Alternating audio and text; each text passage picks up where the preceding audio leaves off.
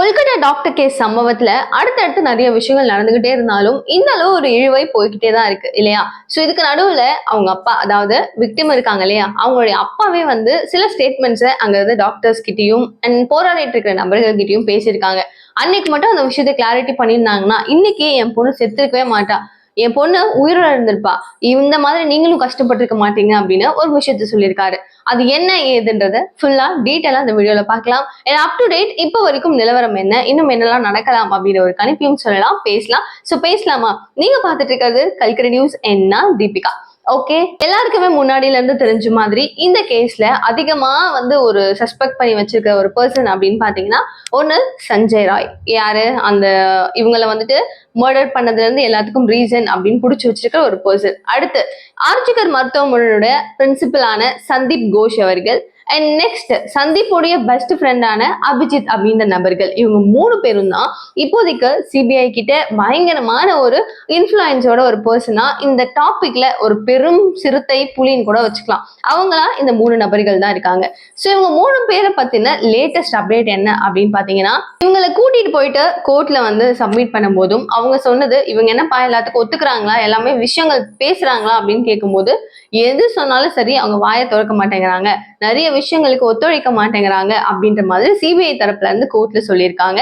So அந்த நேரத்துல இப்போ அபிஜித் தான் ஒரு பெரிய குற்றவாளியா இருப்பானோ அப்படின்னு ஒரு கருத்தும் இருக்கு. ஏன்னா சந்தீப் கோஷ் பத்தி நிறைய எவிடன்சஸ் ஆகட்டும், நிறைய தேத்துக்கிட்டே வந்துட்டு இருக்கிற இந்த நிலைமையில அபிஜித்தோடைய கால் டிராக்கிங்ல இருந்து அவங்களுடைய ஹார்ட் டிஸ்க்ல இருந்து எல்லாத்தையுமே இப்பதான் ஒன்னொன்னா மீட்டு அதை செக் பண்ணிட்டு இருக்காங்க. சோ இவங்களை விசாரிக்கணும் அப்படின்னா எங்களுக்கு இன்னொரு 10 நாள் ரிமாண்ட் தேவை. சோ நீங்க கொஞ்சம் எக்ஸ்டெண்ட் பண்ணீங்கன்னா எங்களுக்காக கொஞ்சம் யூஸ் பண்ணிக்க முடியும், எங்களுக்கு கொஞ்சம் நல்லா இருக்கும் ப்ளீஸ் அப்படின்னு சொல்லி சிபிஐ அங்க ஒரு குற்றச்சாட்டு வச்ச காரணத்தினாலையும் ஒரு அப்ளிகேஷன் வச்சதுனாலையும் கோர்ட்டும் அக்செப்ட் பண்ணிருக்காங்க.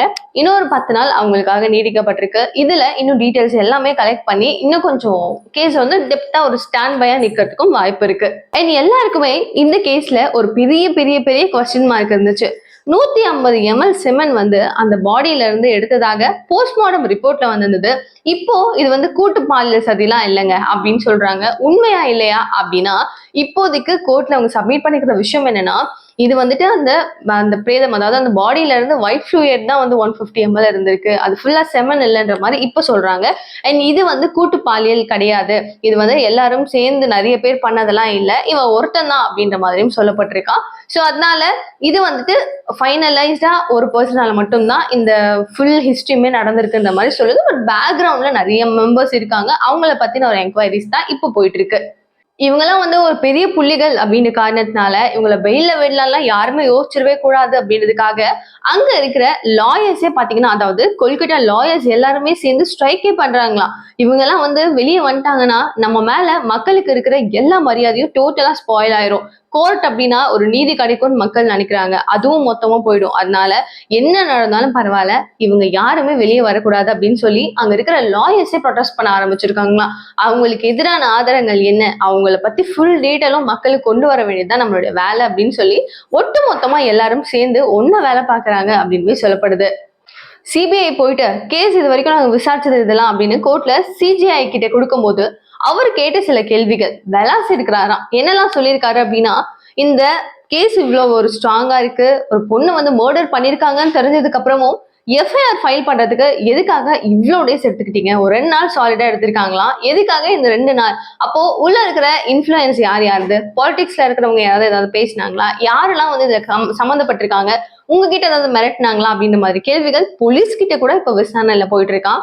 இந்த கேஸ் வந்து நடந்ததுக்கு அப்புறம் எஃப்ஐஆர் ஃபைல் பண்ணணும்னு உங்களுக்கு தெரியாதா, அதையே இவ்வளவு லேட்டா பண்ணீங்க, என்ன காரணம், இதுக்கு பின்னாடி யாரு இருக்காங்க, ஏதாவது பொலிட்டீஷியன் உள்ள வந்து இது பண்ணக்கூடாதுன்னு சொன்னாங்களா, இல்ல இன்ஃபுளுன்ஸ்னால நீங்க ஏதாவது பண்ணாம இருந்தீங்களா, இதுக்கெல்லாம் காரணம் என்ன அப்படின்றத அந்த சிஜிஐ கேட்டிருக்காரு. அது மட்டும் இல்லாம இந்த பொருட்கள்லாம் சீஸ் பண்ணணும் அப்படின்றது உங்களுக்கு போலீஸ்க்கு நல்லா தெரியும்.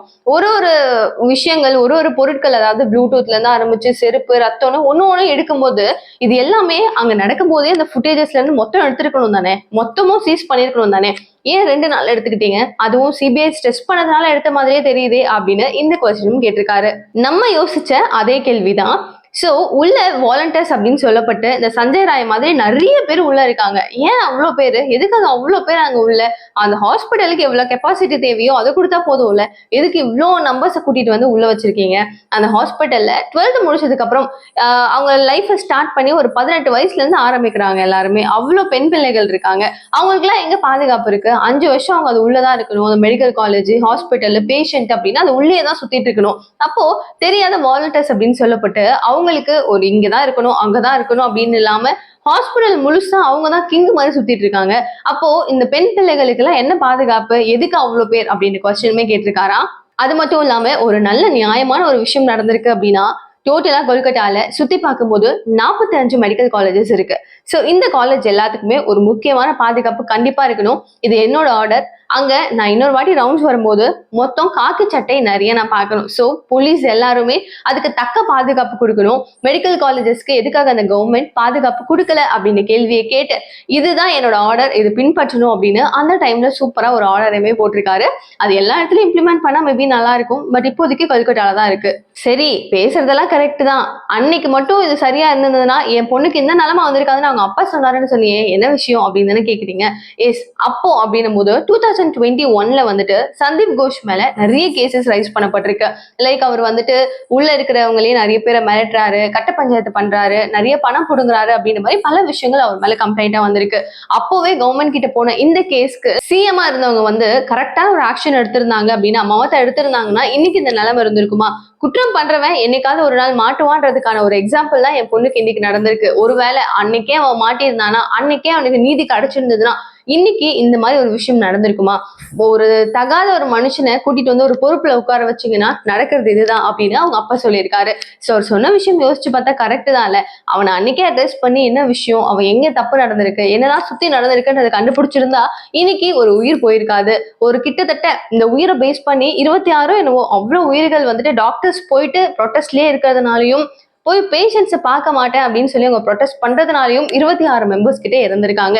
ஸோ கூட்டி கழிச்சு பார்த்தா எக்கச்சக்க உயிர் இந்த கொல்கட்டா கேஸாலேயே, இந்த டாக்டர் கேஸாலேயே பாதிக்கப்பட்டிருக்குன்னு கூட சொல்லலாம். இப்ப வரைக்கும் இந்த விஷயங்கள் தான் தொடர்ந்து நடந்துட்டு இருக்கு. அப் டு டேட் இன்னும் ஒரு 10 நாள்ல வந்துட்டு நாங்க திரும்பவும் வந்து கோர்ட்ல சந்திப்போம் அப்படின்னு சொல்லியிருக்காங்க. சிஜேஐ அப்ப என்ன பேச போறாரு, என்னெல்லாம் சொல்ல போறாருன்னு பல ஒரு மண்டக காட்சியில தான் எல்லாருக்கும் இருக்கு. என்ன நடக்குதுன்றதை பார்க்கலாம். நெக்ஸ்ட் அப்டேட் எப்போ வருதோ உங்களுக்கு நான் உடனே கூட ரிலீஸ் பண்றேன். இந்த கேஸை கொஞ்சம் ஓரளவுக்கு நீங்க சீரியஸா பார்த்துட்டு இருக்கீங்கன்னா ப்ளீஸ் சேனலை சப்ஸ்கிரைப் பண்ணிக்கோங்க. ஸோ தட் நான் போட்டுட்டு இருக்க ஒரு வீடியோட நோட்டிபிகேஷன் உங்களுக்கு உடனே வந்து சேரும். தேங்க்யூ ஸோ மச் ஃபார் வாட்சிங் திஸ் வீடியோ. பாய்.